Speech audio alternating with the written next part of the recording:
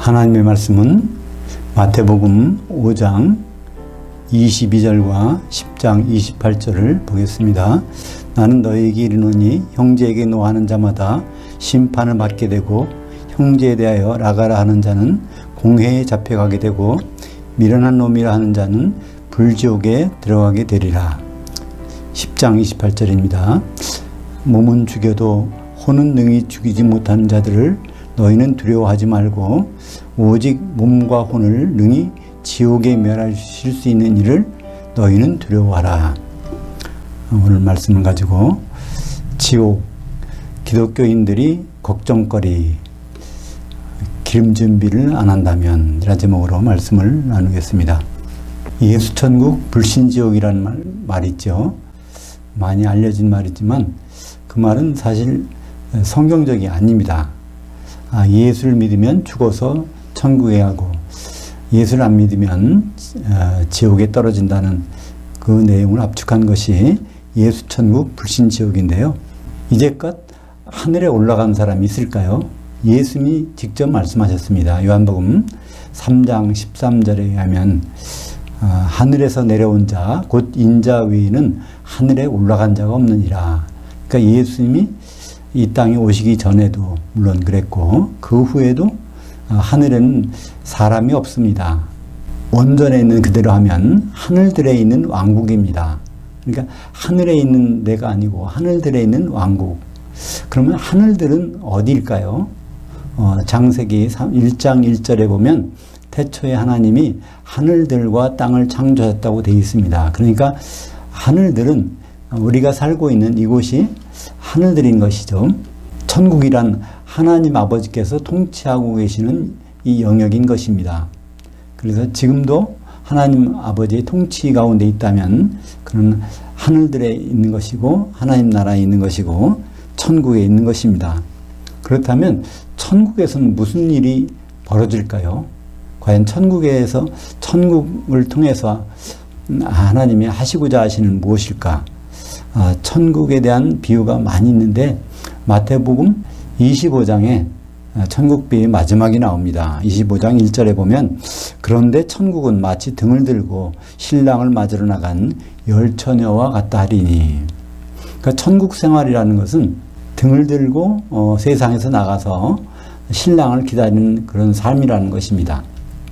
마태복음 25장에 나오는 그 비유에서는 다들 졸며 잘세, 그러니까 신랑이 오시기 전에 죽은 사람들이죠. 그러다가 신랑이 오는 소리를 듣고 깨어나서 이제 신랑을 맞이하게 됩니다. 등이라는 것은 잠언서 20장 27절에 의하면 사람의 영은 여호와의 등불이라 사람의 깊은 속을 살피느니라. 그래서 사람에게는 영이 있습니다. 아담에게 주어진 영이 모든 인류에게 전해진 것인데 유감스럽게도 그 영은 아담이 선악과를 먹을 때 죽어버렸습니다. 그래서 그 영이 살아날 때 그것이 등불이 되는 것이고 우리 사람 속을 비추게 되는 것이죠. 그래서 영이 살아나면 거기 성령이 오셔서 우리 마음속을 비춰주는 것입니다.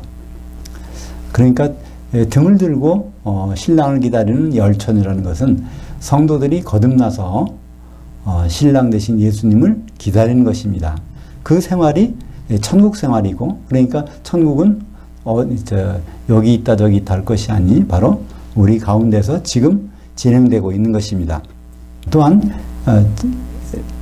믿지 않으면 불신하면 지옥에 간다고 그러는데 사실 지옥에는 지금까지 한 사람도 가 있는 사람이 없습니다. 왜냐하면 지옥은 심판을 받고 들어가게 되는 곳이기 때문에 아직은 심판이 안 이루어져 있죠.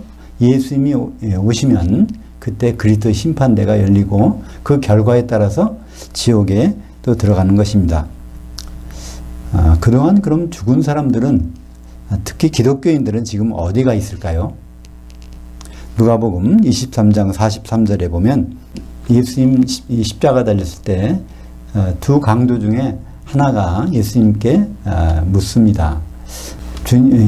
요청을 하는 것이죠.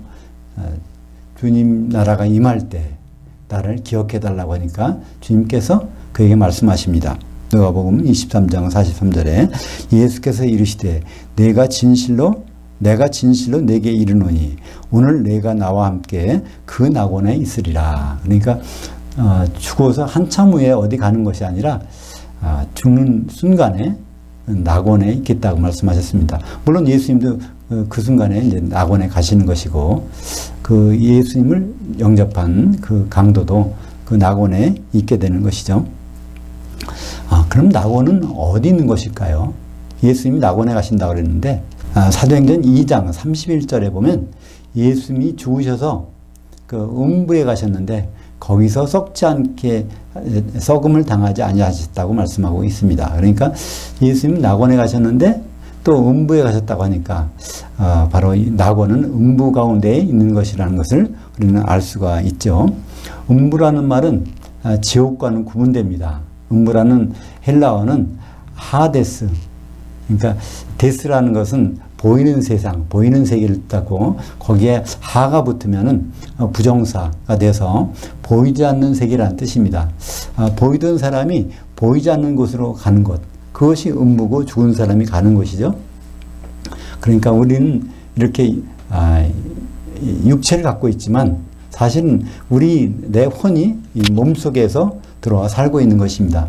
죽는다는 것은 바로 이 내 혼이 육체를 떠나는 것이죠. 그 육체를 떠나서 이 혼은 보이지는 않지만 그것이 가 있는 곳이 음부고, 음부 중에서 그리스도 안에서 죽은 사람은 특별히 낙원이라는 곳에 가 있게 되는 것입니다. 예수님은 그 음부라는 곳에 가셨는데 사실 음부를 다른 말로 표현하는 곳이 있어요. 베드로전서 3장 18절과 19절 있습니다.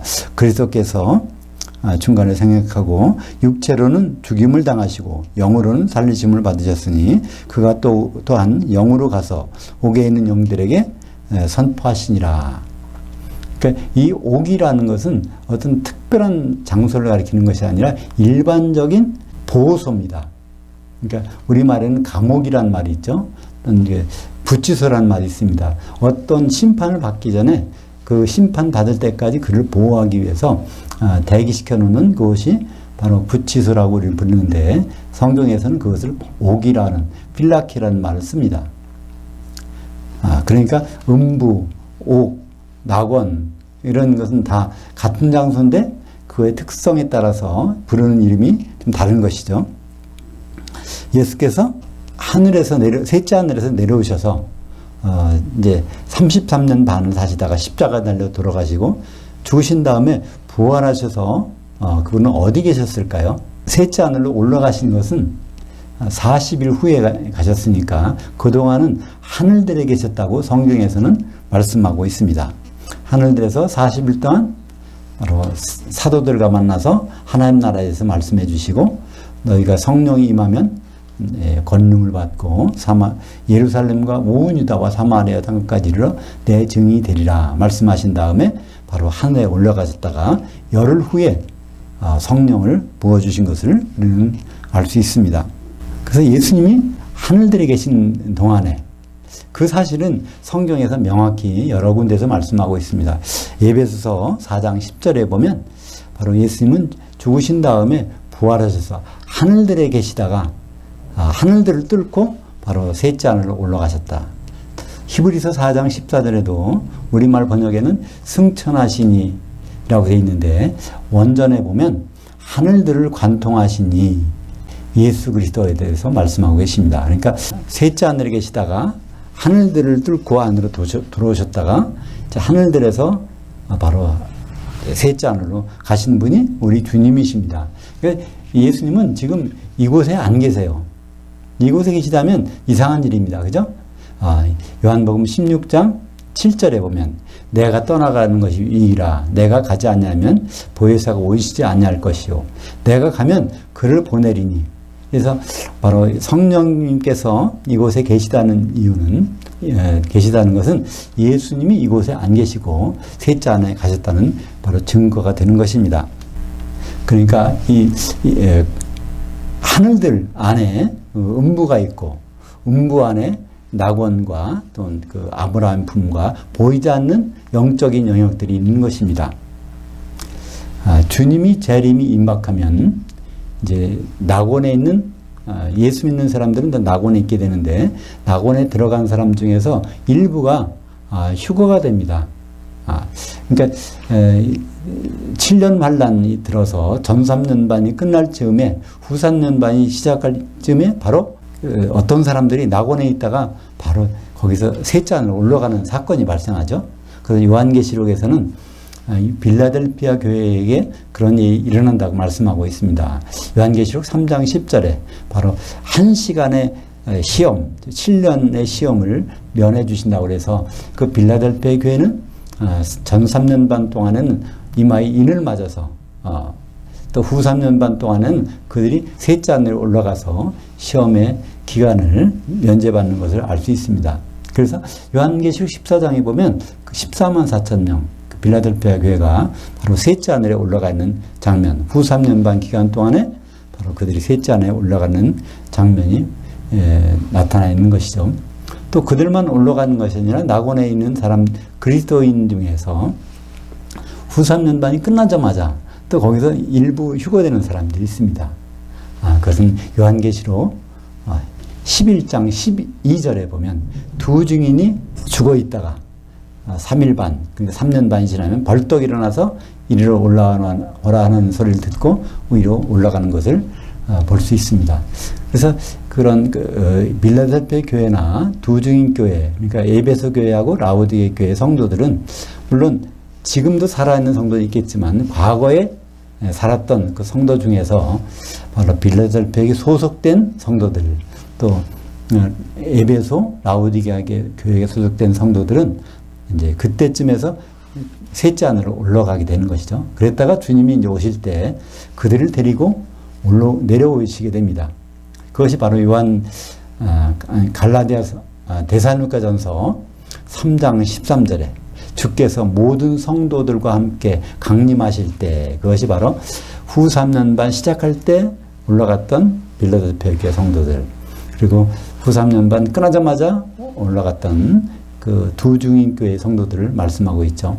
그와 동시에 지상에서는 무덤에서 자는 자들이 일어나고, 그 다음에 그때까지 살았던 성도들이 몸이 변해서 다 같이 공중에 올라가는 장면을 데살로니가전서 4장 16절과 17절에는 자세히 기록하고 있는 것입니다. 근데 우리가 공중에서 주님을 만날 때 그 만나면 어떤 일이 벌어질까요?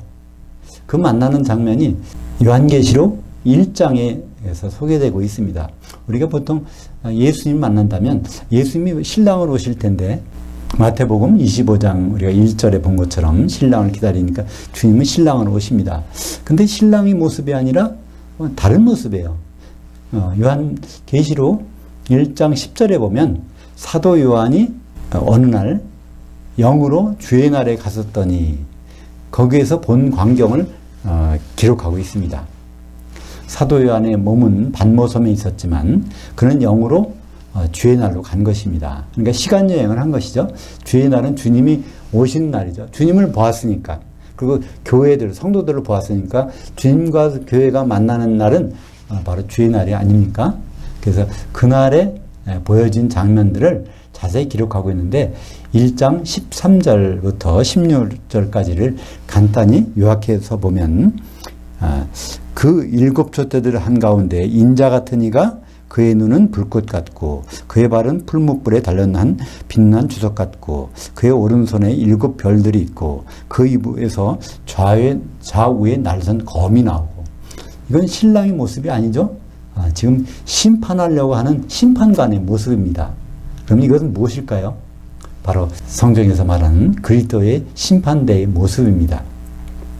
그리스도 심판대는 여러 번 언급되고 있지만 고린도후서 5장 10절에 자세히 기록되어 있습니다. 이는 우리가 다 반드시 그리스도의 심판대 앞에 나타나게 되어 각각 선악간에 그 몸으로 행한 것을 따라 받으려 함이라. 그래서 여기서 고린도후서는 성도들에게 보낸 편지예요. 그러니까 우리가 다 반드시 바로 그리스도의 심판대 앞에 나타나게 된다는 것입니다. 거기서 심판을 받는데 잘했건 못했건 선악간에 심판을 받게 된다는 거예요. 뭐에 관해서 받습니까? 그 몸으로 행한 것에 따라서 받는다는 것입니다. 그때 그 몸은 무엇일까요? 단수로 되어 있습니다. 우리 사람의 몸이 아니라 단수의 몸, 그리스도의 몸. 그리스도의 몸인 교회에 대해서 선한 일을 했느냐 악한 일을 했느냐에 따라서 심판을 받는 것입니다. 교회라는 것은 에베소서 5장 31절과 32절에 의하면 하나님의 비밀인데 예수 그리스도와 결혼할 그의 아내가 되는 것입니다. 그러니까 예수 그리스도와 이 결혼할 아내가 되기 위해서 교회에서 어떤 일을 했느냐에 따라서 심판을 받게 되는데 그것은 바로 기름 준비에 관한 일이겠죠. 그러니까 여러 사람들이 한 몸이 되려면 에베소서 4장 3절에 성령의 하나 되게 하심을 힘써 지키라는 말씀이 나오지 않습니까? 성령은 하나 되게 하시는 분입니다. 여러 아들들이 있는데 그 아들들을 한 몸이 돼서 신부가 되게 하는 분이 바로 성령님이신 것이죠. 바로 그리스도의 심판대는 오늘 우리가 읽은 마태복음 5장 22절에도 나옵니다. 나는 너에게 이르노니 형제에게 노하는 자마다 심판받게 되고 형제에 대하여 라가라 하는 자는 공회에 잡혀가게 되고 미련한 놈이라 하는 자는 불지옥에 들어가게 되리라. 여기서 심판과 공회와 불지옥 세 가지가 나오는데 세 가지는 같은 말입니다. 그리고 여기서 형제는 우리 육신의 형제를 가리키는 것이 아니라 산상수훈에서 나오는 형제입니다. 그러니까 하나님 백성인 동시에 예수님이 형제를 가리키는 것이죠. 예수님이 받아들이시자면 그 다음에 모든 성도들은 그 형제가 되는 것입니다. 근데 형제 간에 그런 불화하고 형제 간에 사랑이 없으면 심판을 받아서 지옥에 들어간다는 말씀이 마태복음 5장 22절에 나오고 있는 것입니다. 그러니까 그리스도 심판대는 다른 어떤 거창한 것이 아니라 형제끼리 사랑했느냐 형제들이 사랑을 못했느냐 그것을 판가름하는 것입니다. 근데 그 사랑이 이 세상 사랑이 아니라 바로 아가페 사랑인 것이죠. 근데 아가페 사랑으로 사랑을 하면 어떻게 해야 될까요? 아가페 사랑은 세상에 없는 사랑입니다. 그렇지만 한 가지 길이 있습니다. 로마서 5장 5절에 보면 바로 성령을 통해서 주시는 사랑이 하나님의 사랑, 아가페 사랑이라고 되어 있습니다. 그러니까 서로 형제들끼리 아가페 사랑으로 사랑한다고 하면 성령이 없이는 될 수가 없다는 것이죠. 그러니까 이 세 계명이 바로 형제 사랑인 것입니다. 요한복음 13장 34절에 새 계명을 주노니 너희는 서로 사랑하라. 내가 너희를 사랑한 것 같이 너희는 서로 사랑하라. 그때 남들을 사랑하라는 말이 아닙니다. 너희 예수님의 제자들, 성도들끼리 어떤 사랑? 아가페 사랑으로 사랑하는 말입니다. 그러니까 아가페 사랑으로 사랑하기 위해서 성령을 기다려야 되고 성령을 기다리는 가운데 성령을 통한 아가페 사랑을 서로 나눠주는 것. 그것이 그리스도 심판대에서 바로 심판을 받는 내용인 것입니다. 그래서 그리스도 심판대를 로마서 14장 10절에서는 하나님의 심판대라는 말을 사용합니다. 로마서 14장 10절에 보면 내가 어찌하여 내 형제를 비판하느냐 내가 어찌하여 내 형제를 업신여기느냐 우리가 다 하나님의 심판대 앞에 서리라. 이 내용이 바로 마태복음 5장 22절에 있는 내용과 똑같습니다. 거기에 봐 내 형제를 비판하고 심판하고 그 불화하고 사랑하지 아니하면 바로 지옥불에 들어가는 그런 내용이 달려있는 것이죠. 그러니까 고린도후서 5장 10절에서는 그리스도의 심판대, 로마서 14장 10절에서는 하나님의 심판대. 어떤 게 맞을까요? 그건 둘 다 맞습니다. 예수님은 바로 부활하셔서 다시 하나님으로 복귀하셨기 때문에 내려오실 때는 하나님으로 내려오십니다. 데살로니가전서 4장 16절에 보면 주께서 호령과 천사장의 음성과 하나님의 나팔로 하늘로부터 강림하실 때 바로 그리스도 심판대로 내려오실 때 예수님의 신분을 세 분으로 소개합니다. 주님이시며 하나님이시며 주님이시고 천사장이시고 바로 하나님이신 그분.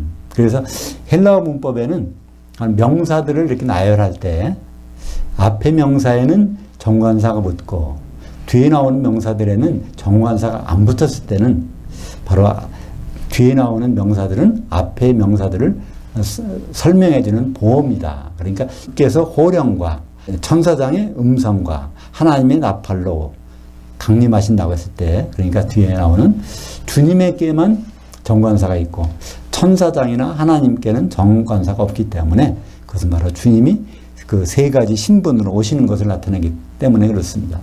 그러니까 그리스도의 심판대는 꼭 하나님이 심판되고 하나님 심판대에서는 다른 것이 아니라 형제 사랑을 못한 사람, 그 사랑을 아가페로 못한 사람, 바로 아가페 사랑이 없는 사람입니다. 아가페 사랑은 바로 성령을 통해서 주어지는 사랑이기 때문에 성령의 기름이 준비되지 않은 사람은 바로 그리스도의 심판대에서 큰일을 당하게 되는 것입니다. 그러니까 이 그리스도 심판대는 바로 교회에 관한 심판이고 형제 사랑에 대한 심판이고 거기에 심판의 결과에 따라서는 지옥불에 던져진다는 것을 말씀하고 있는 것입니다. 그래서 예수님은 지옥에 대해서 말씀하실 때 성경은 지옥에 대한 설명이 거의 없어요. 예수님이 바로 처음 말씀하신 것, 지옥에 대해서 처음 말씀하신 것이 마태복음 5장 22절입니다. 그리고 마태복음 10장 28절에 지옥에 대해서 다시 말씀하셨어요. 누구에게? 바로 사랑하는 제자들에게. 제자들을 모아놓고 지옥에 대해서 지옥 가는 일을, 지옥 보내는 일을 두려워하라. 한번 볼까요? 마태복음 10장 28절. 몸은 죽여도 혼은 능히 죽이지 못하는 자들을 두려워하지 말고 오직 몸과 혼을 능히 지옥에 멸하실 수 있는 일을 두려워하라. 여기 몸이 두 번 나오는데 몸은 죽여도 혼은 능히 어쩌지 못하는 자들. 이건 누군가요? 바로 마귀죠. 귀신들입니다. 그들은 우리의 몸은 괴롭힐 수 있어요. 심지어 죽일 수가 있습니다. 그러나 우리의 혼과 영은 어쩌지 못합니다. 근데 그러니까 이 세상에 살 때 우리 몸이 어떻게 될까? 이걸 두려워하지 말라는 것입니다. 그러나 두려울 게 있다는 것이죠. 우리 성도들은 바로 우리가 주님 앞에 섰을 때 그때는 몸이 없이 서는 것이 아닙니다. 바로 영의 몸을 입고 부활해서 변해서 바로 주님의 심판대, 그리스도의 심판대에 서는 것인데 그때 지옥 보내는 일을 두려워하라는 것입니다. 그때 가서 지옥 갈 일을 미리 걱정해야 된다는 것입니다. 그래서 이 앞의 몸을 성경에서는 혼의 몸, 뒤의 몸을 성경에서는 영의 몸이라고 부릅니다. 그것은 고린도전서 15장 44절에 나와 있습니다. 혼의 몸으로 심고 영의 몸으로 부활하나니. 그러니까 혼의 몸으로 땅속에 들어갔다가 영의 몸으로 땅에서 나오나니. 혼의 몸이 있은즉 영의 몸이 있느니라. 그래서 우리는 이 세상에 살고 있는 이 몸, 아담 때부터 지금까지 내려오는 이 몸은 혼의 몸이라고 합니다. 그건 무슨 말일까요? 내 혼이 들어가서 사는 몸, 육체를 가리키는 것입니다. 그러나 부활할 때는 바로 우리가 이런 몸을 입고 부활하는 것이 아니라 새로운 영의 몸을 입습니다. 이걸 처음 입으신 분이 바로 예수님이시죠. 부활하신 예수님은 영의 몸으로 부활하셨기 때문에 다른 사람은 알아보지를 못했습니다. 특별히 사도들만이 40일 동안 예수님과 더불어 하늘들에서 하나님 말씀을 배우게 된 것이죠. 그러므로 기독교인이라면 모두가 다 죽으면 낙원에 들어갑니다. 낙원에 들어갔다가 거기서 대기하고 있다가 이제 주님 오시면 공중에서 주님을 만나게 되는데, 그러니까 우리는 부활을 걱정할 필요 없어요. 또 휴거를 걱정할 필요도 없습니다. 공중에는 다 올라가는 거예요.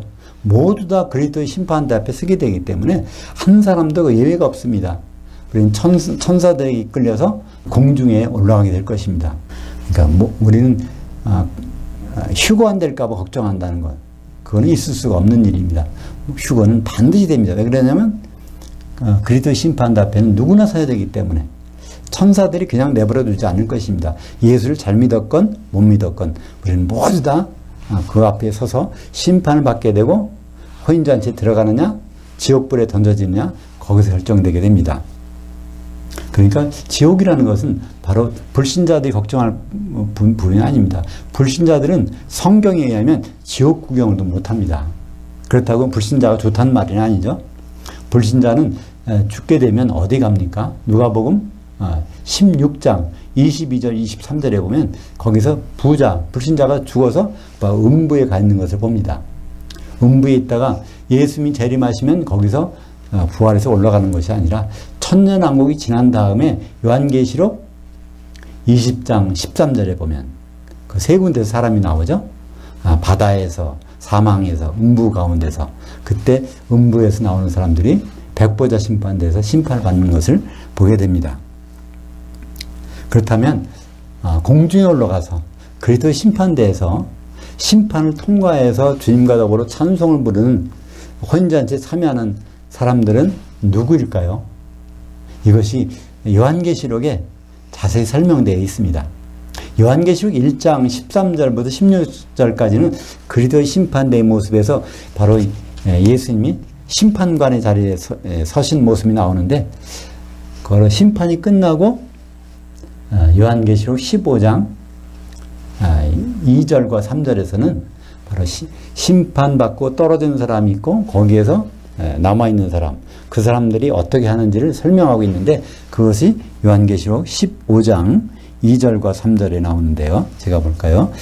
또 내가 보니 불이 섞인 유리바다 같은 것이 있고 짐승과 그의 우상과 그의 이름의 수를 벗어난 이기는 자들이 그의 유리바다 위에 서서, 거기서 검은 골을 가지고 하나님의 종 모세의 노래, 또 어린 양의 노래를 그들이 찬송하더라, 이런 말이 나옵니다. 그러니까 잘 보면 여기에 뭐가 나오죠? 이기는 자들이라는 말이 나옵니다. 그 짐승의 이름의 수를 벗어난 이기는 자들이, 성경에서 이기는 자들이라는 복수는 단 한 번밖에 안 나옵니다. 이곳에서 요한계시록 15장 2절에서 한 번밖에 안 나와요. 이기는 자라는 말은 많이 나오지만 이기는 자들 복수로 나온 것은 거기 하나뿐입니다. 근데 유감스럽게도 안타깝게도 우리말 성경에서 읽어보면 그렇게 표현이 안 돼 있어요. 이긴 자들, 과거형으로 돼 있거나 또는 벗어난 이기는 자들, 뭐 이상하게, 그러니까 이긴 동작이 끝났다는 말로 표현하고 있지, 이기는 자들이라는 현재형으로는 그런 표현이 돼 있는 것이 없어요. 이긴 자와 이기는 자는 성경이 완전히 다릅니다. 이긴 자는 바로 예수님 한 분밖에 없습니다. 다른 건 다 가짜죠. 근데 성도들은 이기는 자로 표현하고 있습니다. 요한계시록 2장과 3장에 보면 각 교회에 대해서 이기는 자가 받을 복을 얘기하고 있는데, 그것이 바로 그리스도의 심판대에서 그 심판을 통과한 사람들을 가리키고 있습니다. 그들이 바로 어떤 모습을 보여주는가 하면, 거기에 불 섞인 유리바다, 거기 처음 나오기 때문에 거기는 정관사가 없어요. 어떤 불 섞인 유리바다가 있는데, 불바다가 있단 말입니다. 그 위에 서서, 그러니까 그 위라면 공중이죠. 공중에 서서 노래 부르는 사람들, 그들이 이기는 자들이라는 것입니다. 그 모세의 노래는 무엇일까요? 모세의 노래는 출애굽기 15장에 처음으로 할렐 찬양이 나옵니다. 그것을 명사형으로 부르는 것이 때힐라라고 하는데, 때힐라 찬송을 부르는 장면이 나옵니다. 그것이 바로 할렐루야죠. 그 어린 양의 찬송은 무엇이겠습니까? 어린 양의 노래는 어린 양의 혼인 노래입니다. 그것은 요한계시록 19장에 나오죠. 그것이 할렐루야입니다. 그러니까 그 할렐루야를 부르면서 찬송하니까 요한계시록 15장 2절의 내용은 바로 혼인잔치에서 할렐루야 찬송을 부르고 있는 이기는 자들, 이기는 성도들의 모습을 우리가 볼 수가 있는 것입니다. 그럼 그 자리에서 공중까지 올라갔다가 거기서 심판에 통과하지 못한 그 쫓겨난 사람들은 어디 있을까요? 바로 그 불바다 밑에 있겠죠. 그래서 그 불바다, 거기 정관사가 붙어서 그 불바다 밑에 있는 사람들을 설명하는 것이 요한계시록 18장 21절에 있습니다. 이에 한 힘센 천사가 큰 맷돌 같은 돌을 들어 그 바다에 던져 이르되, 큰 성 바벨론이 이같이 비참하게 던져져 결코 다시 보이지 아니하리로다. 그래서 음녀교회, 바로 타락한 교회, 예수님을 신랑으로 기다리지 않는 교회, 나는 과부가 아니라 나는 여왕이다, 그렇게 했던, 신랑을 기다리지 않는 교회니까 바로 기름 준비를 안 한 교회죠. 그런 성도들이 바로 그 불 섞인 유리바다 밑에 던져져서 보이지 않았다는 것입니다. 그럼 언제 그들이 다시 보일까요? 그들은 1000년이 지나면 다시 거기서 나와서 심판을 받게 되죠. 그러므로 기독교인이 부활 후 지옥을 면하는 길은 이기는 자가 되는 것입니다. 그러니까 모든 기독교인들은 죽어서 낙원에 갔다가 또 살아도 마찬가지로 주님을 만나게 되는데, 거기서 보니까 요한계시록 15장 2절에 보면 이기는 자들만이 혼인잔치에서 할렐루야 찬송을 부르는 게 나오니까, 이기는 자가 아니면 거기서 다 떨어진 탈락자들인 것입니다. 그러니까 이기는 자는 도대체 어떤 자가 이기는 자일까요? 우리는 세상적으로 생각하면 마귀와 싸우는 자, 마귀와 싸워서 이기는 자가 이기는 자일 것 같습니다. 그러나 마귀와 싸워서 이기는 자가 이기는 자가 아닙니다. 오히려 성도들은 그 짐승에게, 마귀에게 지게 돼 있어요. 요한계시록 13장 7절에 보면 그 짐승이 성도들을 이기더라. 그러나 성경에서 이기는 자는 성경의 정의가 나옵니다. 그 정의가 요한계시록 2장 26절에 나옵니다. 이기는 자는 곧 예수님의 일들을 끝까지 주목하는 자, 지켜보는 자가 이기는 자라는 거예요. 그러니까 예수님의 일이 어떤 것인지를 알고 그것을 준비하고 지켜보는 자. 그럼 누구겠습니까? 바로 예수님이 신랑으로 오신다는 걸 알기 때문에 신랑이 오면 신랑에게는 뭐가 필요할까요? 바로 아내가 필요합니다.